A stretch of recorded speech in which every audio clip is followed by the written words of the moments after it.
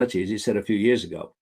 And when he says, oh, but it's inevitable, it's not inevitable at all.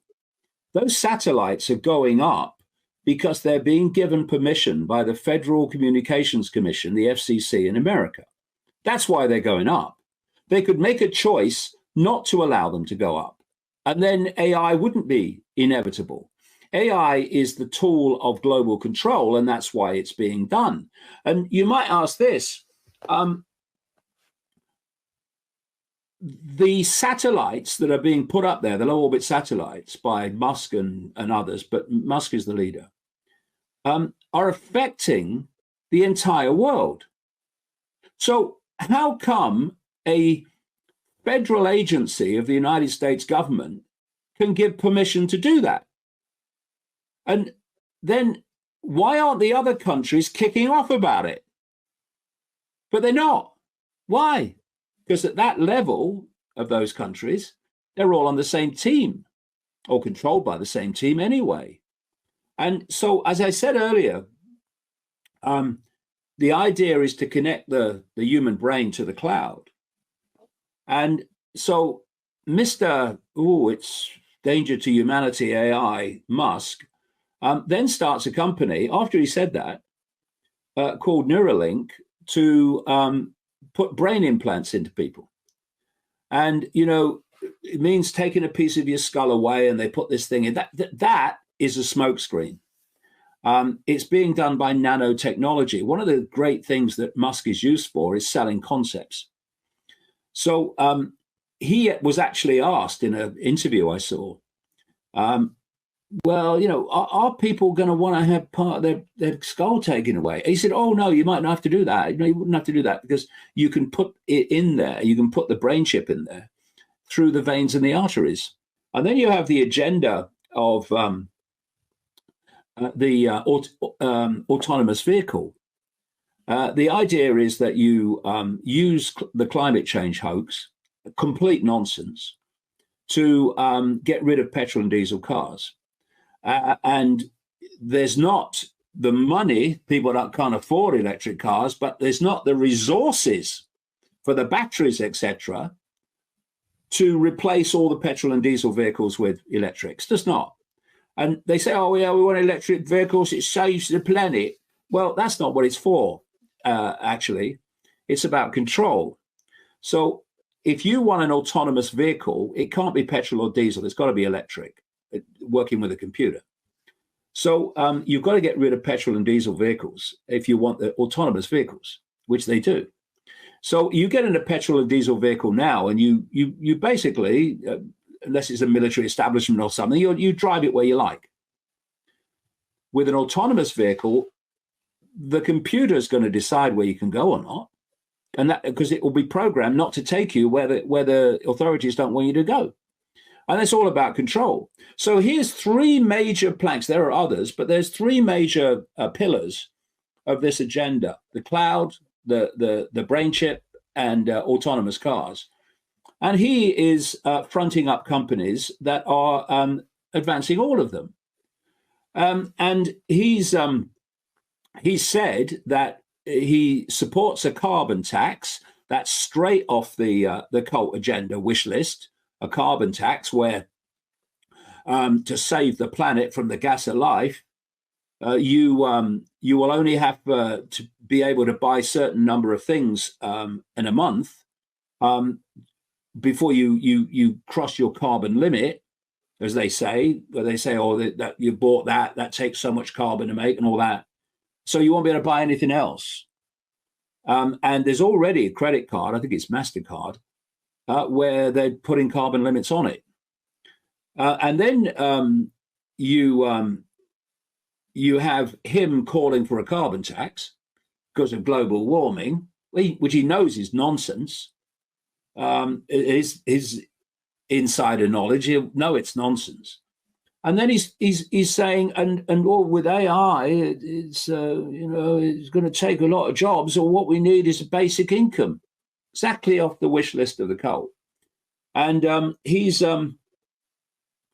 being given a free ride by what passes for the alternative media these days. There's lots of great people out there who are genuine, but the people that get the big audiences and the focus, they're honestly, I wouldn't pay them in washers.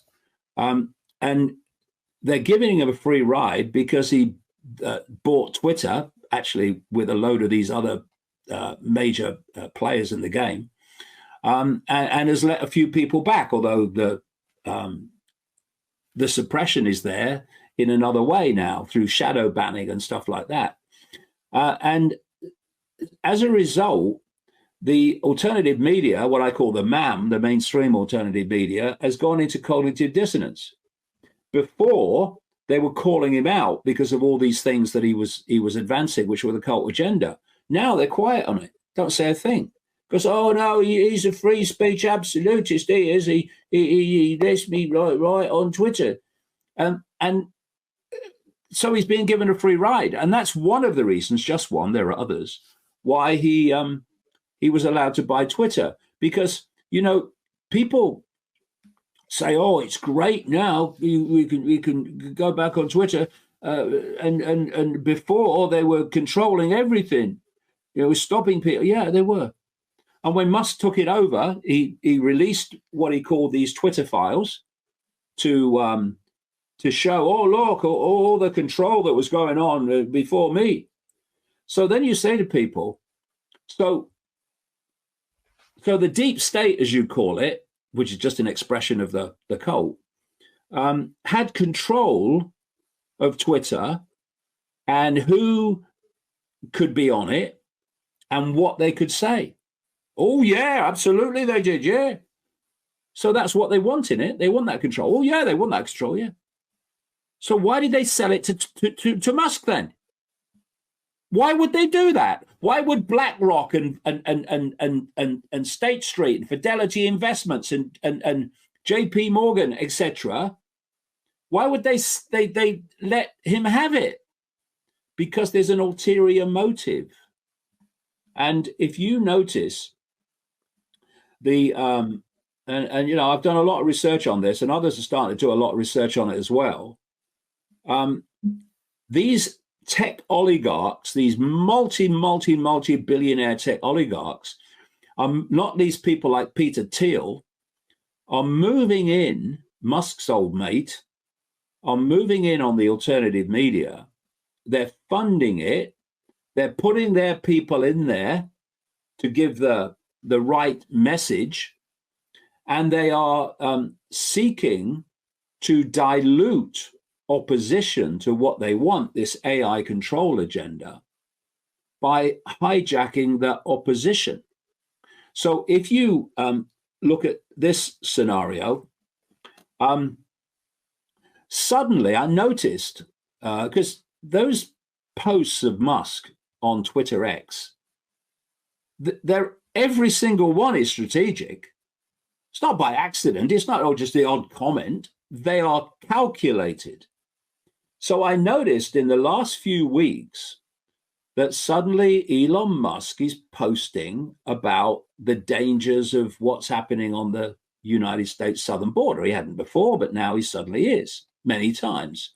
That the border's open and people are coming in and we've got to stop it. Now, that is a point of concern of the alternative media and has been for years and years and years. I've been writing about it and warning about it and what the plan was for decades. So what's happened is people have gone, oh, Elon's seen it now. Elon's great. Look, he's pointing out the border. So where's this going? Well, where it's going is a virtual border, a border controlled by AI. And there's companies, not least connected to Peter Thiel, that are involved in this now. It's starting to play out. That's the solution to the problem they've calculatedly created. And so you had an alternative media and alternative thinkers, pushback as I call them, that can see some of this AI stuff and don't want it to happen. And normally would say, no, oh no, we don't want AI borders and biometric borders and all that stuff and biometric airports. Oh no, been pushing back against it. So now what you do is you create a problem, which is an open border, the southern border, and what's happening in Europe as well. And then you offer a solution, which is what the pushbackers have been pushing back against.